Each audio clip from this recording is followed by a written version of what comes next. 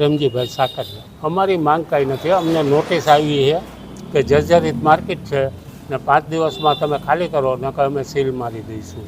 તો અમારું કહેવાનું એ કે એ લોકો જર્જરિત જો આને ગણતા હોય તો કયા કારણોસર કેવી રીતે ગણે છે.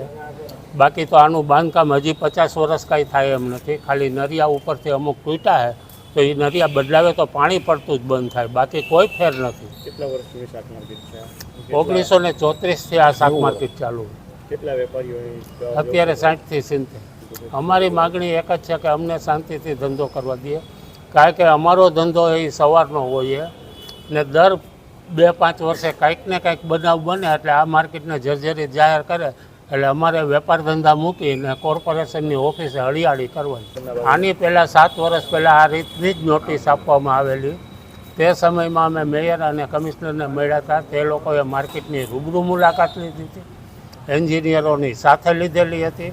તે સમયમાં એને કીધું કે આ રિનોવેટ જ માગે છે, કોઈ જાતની જર્જરિત નથી, કારણ કે એક પણ લાકડું કે લોઢામાં કોઈ પણ ખરાબી નથી કે સડ્યો હોય કે કટાણું હોય.